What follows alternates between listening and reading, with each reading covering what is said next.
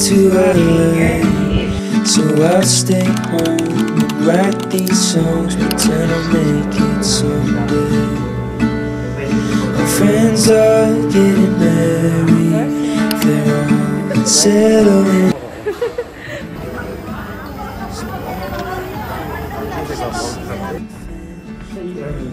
Yan yung movie Dr. Lin. Ano? Rin. Pag may ID ka, tayo ka mo. Pag umakit sa selfie. Yung lulusin. Ito, may ganito ang spine. Ito may mga... Hello, Jen! Hi, Kuya! Nagbibing kami.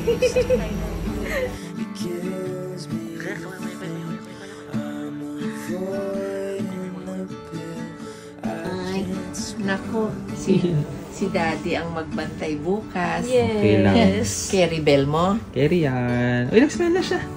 Alam niya may malapit ng gatas. Ang itim ni Mamo. Ayan. Hotdog. Okay na po.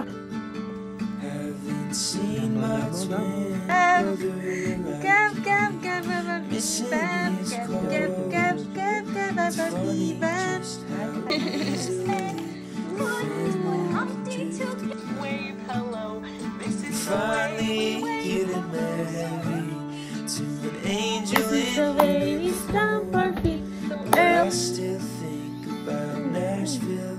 We're staying near the right call, and it's always gone too fast, like a trip to the beach or the life of James Dean. Hey, Gabby. How's our baby? I can't swallow. See you later.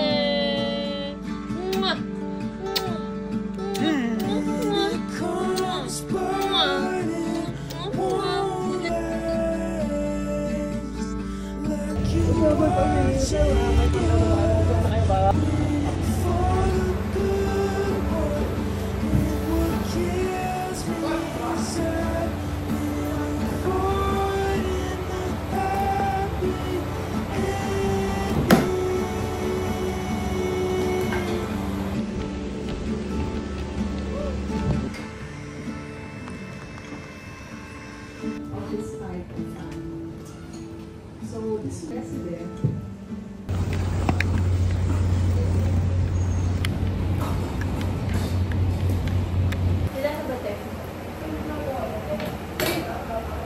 Hindi ko pa na po.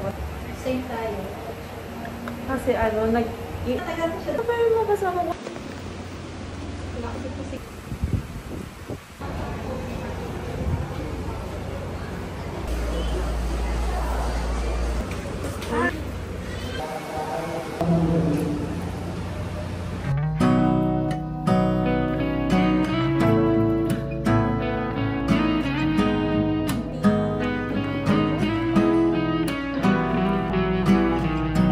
Got this song up inside of me, in a world I don't wanna say.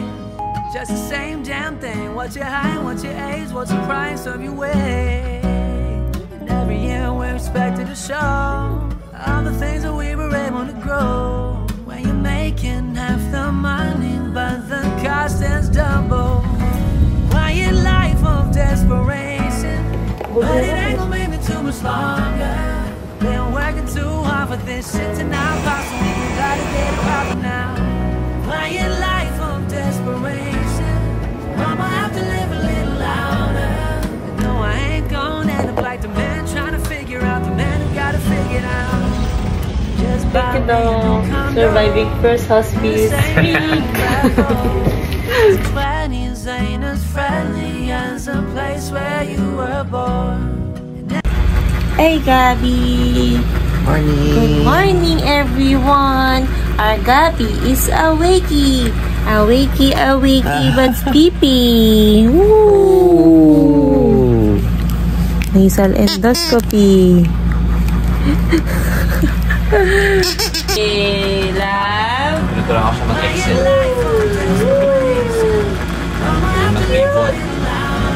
ano, form. I ain't gonna end up like the man trying to figure out the man who got to figure it out. Say son is my new favorite joke. They got more options and I ain't got hope. Waking up is a new taking it slow. Are we friends now? Are we friends now? Are you just roll? Are you just roll? Are you just roll? Quiet life of desperation, but it ain't gonna be me too much longer. They're working too hard for this shit to not pass away.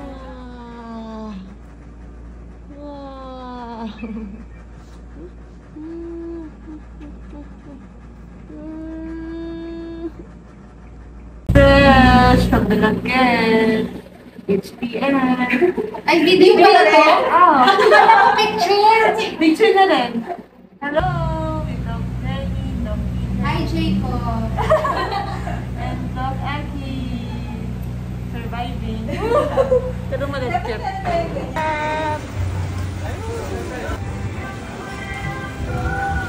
Hey! Cute niya kanina. Mabot. 1, 2, 3, smile.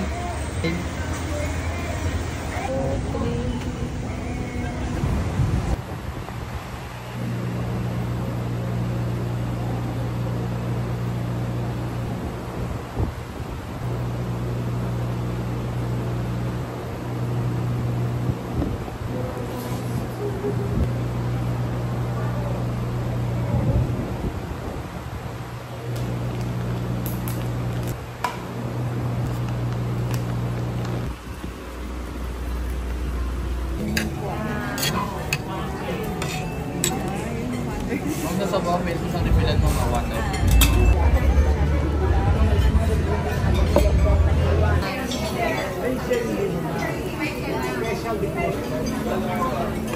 Ha? Hi! Hello! Hi! 1, 2.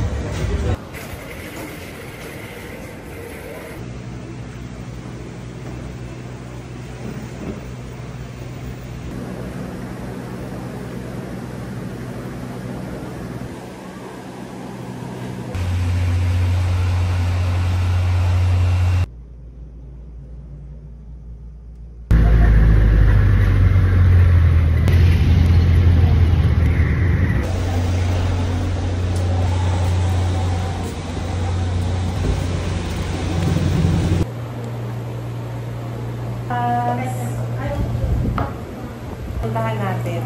Marinas are. It's a Marinas. Thank you po.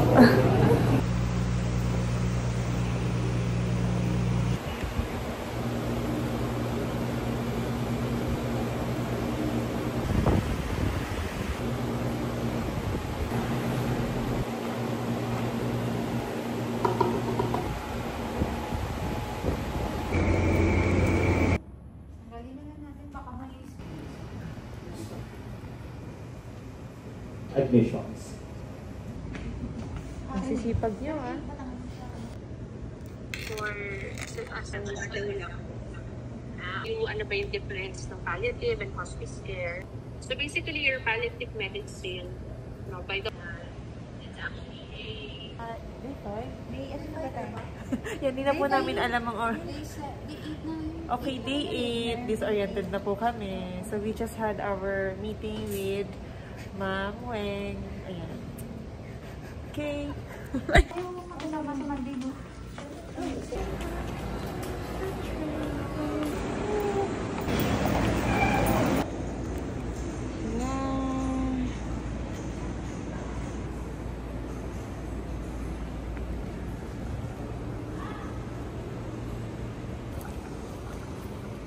Three.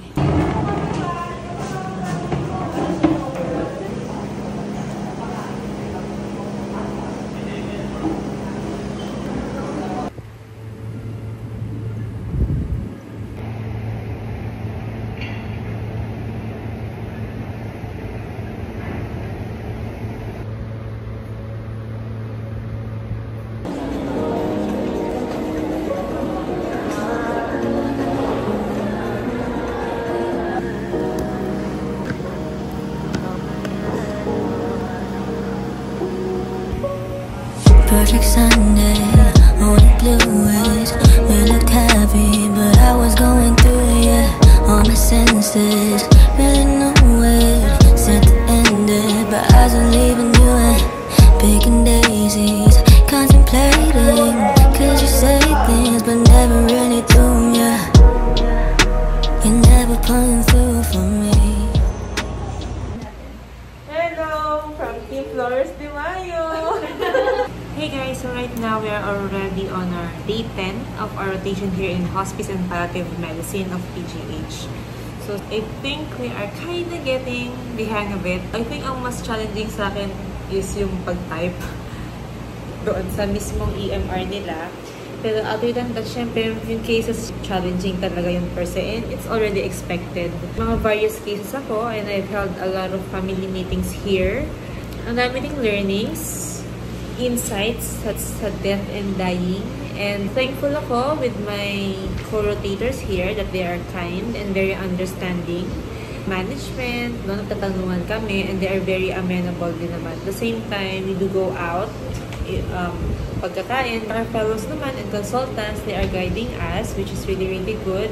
Really a community activity. I never felt na medyo na mababang uri ako. Sa self-expectations, I really feel na ang laking learning curve. Important din na hindi ka bias doon sa mga gusto ng patients and sa'yo. Dapat careful tayo not being too involved kasi mauubos talaga yung sarili mo dito. It takes so much energy to adjust. At the same time, sobrang init sa area.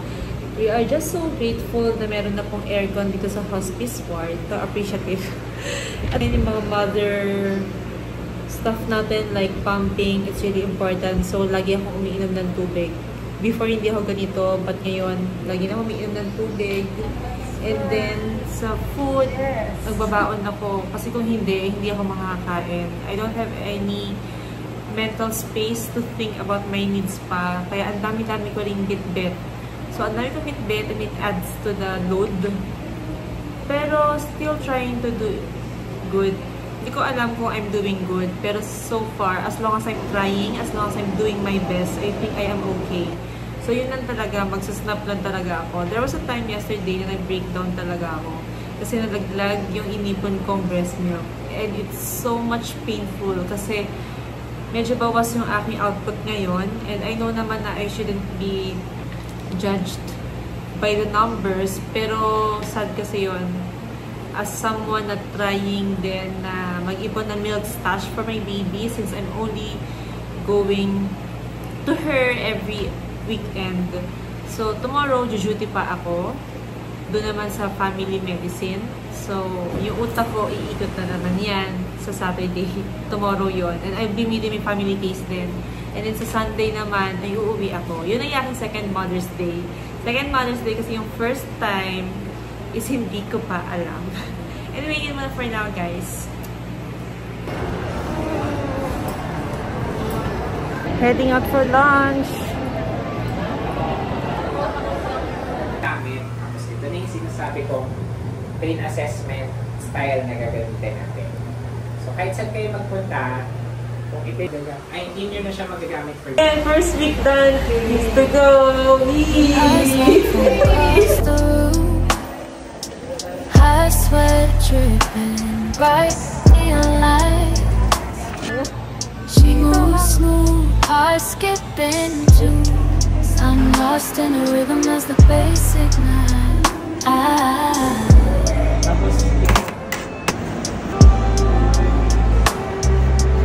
Curves like poetry, tender whispers in the air. The touch sends shivers, electrifying the skin. In this crowded place, we ignite the flare. Love connection where we both live. Just two souls chasing ecstasy.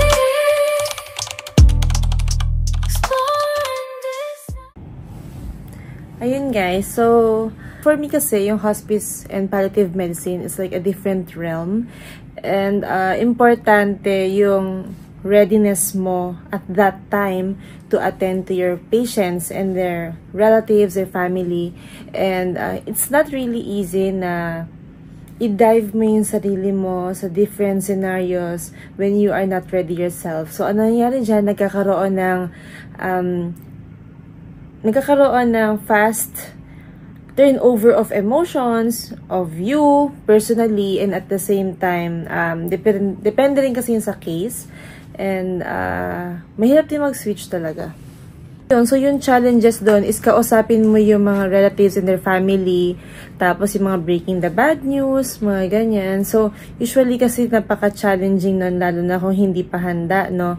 And kung hopeful pa. Pero depende kasi yun sa case and sa prognosis, sa staging, no?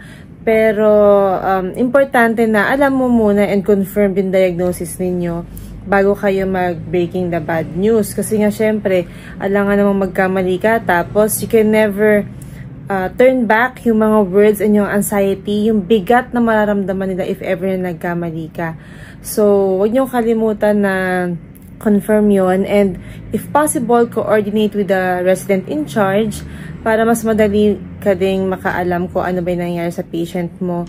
So far, yon, nagkaroon talaga ng mga challenging relatives na nakausap ko. Minsan nga, kahit na okay ka dun sa isang relative, yung iba hindi pa.